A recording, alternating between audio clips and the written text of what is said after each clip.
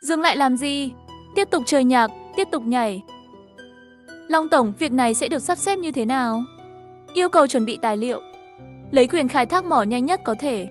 Và hãy điều tra tình hình ở Lương Sơn Bạc cho tôi rõ ràng. Vâng. Lúc này, các xe tải lớn đầu tiên của khu mỏ Hồng Hội đã vào Lương Sơn Bạc, đi thu hoạch dưa. Phúc Ngân, Võ Tổng nói mấy xu? Anh hai, Võ Tổng nói tô trưởng mỏ ưu ái chúng ta. Họ sẽ thu mua giá 50 xu một cân dưa hấu. Võ Đại Lang cảm thấy hơi căng thẳng, nói thầm, 50 xu, có giá ghê. Năm ngoái, dưa trên đồng chỉ có 5 xu một cân. Ở xa, một chiếc xe 3 bánh đang chạy đến. Võ Tổng, cậu kéo xe dưa hấu đi đâu? Trưởng làng, tôi mang dưa đến cho sếp Lỗ. Tôi đã chuẩn bị xong tài liệu của hợp tác xã Vạn Thịnh. Chờ tôi quay lại ký tên thì có thể đi làm thủ tục. Chuyện thu hoạch dưa có chú trưởng làng cùng bọn họ ở đây. Võ Tổng không cần lo lắng. Sếp Lỗ đang ở đâu? Sếp Lỗ không có ở trong văn phòng. Khi sếp Lỗ quay lại thì nói với ông ấy, không trả tiền, dưa hấu này tôi tặng. Mọi người ăn thử dưa hấu này đi. Nữ cảnh sát nghiêm túc nói. Không được, đã nhận dưa thì phải trả tiền. Thời gian này, cơ quan đang chỉnh đốn, không được nhận bất kỳ đồng nào của dân. Nhận mấy của dưa hấu cũng được xem là nhận quà. Sao dạo này sếp Lỗ không có ở đây? Tôi đã đến mấy lần mà không gặp anh ấy.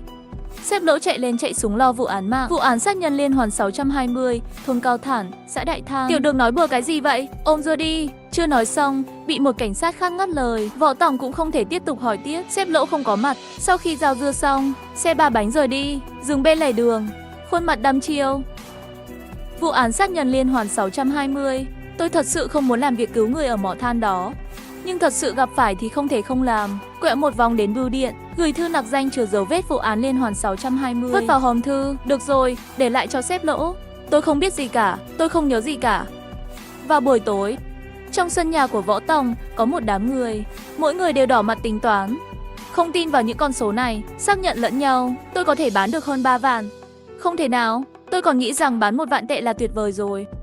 Hà Thành, anh giúp tôi xem, con số này của tôi có đúng không? Tôi đã tính là 15.700, tôi chỉ có 3 mẫu đất, không thể chứ? Trưởng làng ôm túi tiền, cười ha ha. Dưa hấu ở làng Lương Sơn Bạc đã bán hết. Tất cả đều trở thành hộ gia đình Vạn Tệ hết rồi. Xe 3 bánh ở ngoài vang lên, mọi người trong sân đều quay lại, đôi mắt sáng lên. Tất cả nhìn vào người khởi xướng trồng dưa hấu.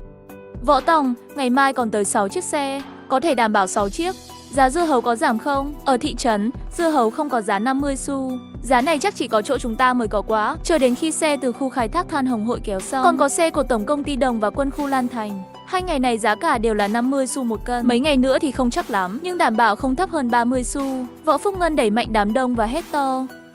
Mọi người tránh ra, tôi sẽ tính toán với cháu tôi. Trưởng làng kéo Võ Tổng đi qua, mở túi xách trong tay ra, miệng hét lên những con số.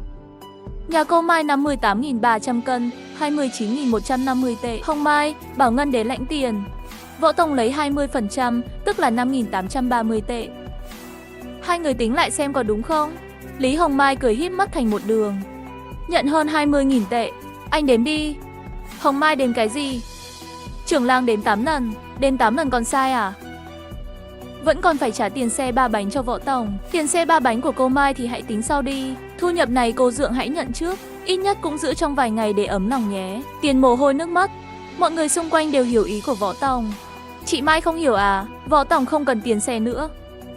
Nói nhảm, xe to như vậy mà chỉ 6.000 tệ thôi sao? Làm sao có thể cho không được? Tiền bạc đâu ra đó rõ ràng. Phần tiền của ông trưởng làng 83.600 cân dưa hấu giá 41.800 tệ. Trước mặt rất nhiều người, trưởng làng phải làm gương tốt.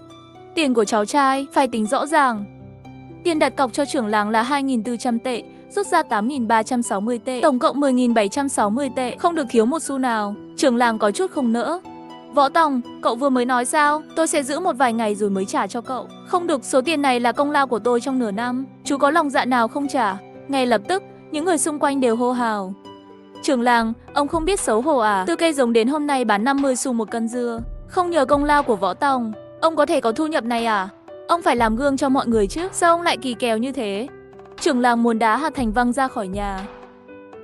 Sau khi trả tiền bán dưa hấu hôm nay cho một số hộ khác, Võ Tổng dẫn trưởng làng và Dượng đến nhà cũ. Chú Ngân, tôi đã hứa với chú cuối năm này để chú có một số tiền công quỹ khổng lồ. Trái tim của trưởng làng đập nhanh lên, rất hào hứng. Võ Tổng, cậu nói tôi nghe theo. Chú Ngân, hiện tại chú có bao nhiêu tiền? Có 100.000 không? Tôi đang nói về tiền công quỹ của làng, không phải tiền bán dưa hấu và rau của chú. Hi hi, Võ Tòng, cậu không thể tính được số tiền công quỹ tôi có trong tay à? Tôi chỉ muốn xác nhận, chú đưa ra 100.000 tệ dưới tên của trưởng làng, đại diện cho toàn bộ người dân trong làng. Tôi đại diện cho bản thân tôi đưa ra 500.000, tổng cộng là 600.000. Tên công ty là Hợp tác xã Vạn Thịnh Lương Sơn Bạc. Tôi đã chuẩn bị xong thủ tục. Ý của cháu trai là tài liệu này phải ký tên, phải đóng dấu. Một số ý kiến sẽ được giải thích chi tiết hơn. Trưởng làng và tôi là đối tác. Tôi đại diện cho bản thân tôi, tỷ lệ vốn của tôi là 84%. Chú đại diện cho toàn bộ người dân trong làng, tỷ lệ vốn là 16%. Hãy đặt cờ lên bàn trước, sau đó từng bước hoàn thiện. Hà Bảo Ngân sờ cằm, nghiên cứu kỹ lưỡng. Ý của Võ Tòng là, trưởng làng, mặc dù tôi nghe không rõ lắm, nhưng tôi biết một ý nghĩa. Đồng thời, Võ Tòng muốn kiếm tiền và tạo thu nhập lớn cho quỹ công làng. Võ Phúc Ngân nghe những lời của cháu và nghe ý kiến của anh trai, trong lòng có cảm giác sảng khoái. Chú Ngân, chú là trưởng làng, công việc thủ tục thì chú phải chạy làm rồi. Điều này hoàn toàn hợp lệ, hãy cưỡi xe máy của tôi, ngày mai đi làm, đưa dượng tôi đi cùng. Giải thích rõ ràng những chi tiết. Dượng tôi, Hà Bảo Ngân, là chủ tịch hợp tác xã Vạn Thịnh. Ông xã, bố mẹ em đến rồi. Liên, anh biết rồi, việc còn lại là nhờ trưởng làng và dượng rồi. Cha mẹ vợ đến nhà tìm Võ Tòng để thảo luận về chuyện cưới xin của Lý Bằng. Vài tháng trước, Võ Tòng đã giới thiệu cô gái nhà họ Thạch cho Lý Bằng. Nhưng không biết làm sao, Lý Bằng hiện tại vẫn hẹn hò với cô gái nhà Mao.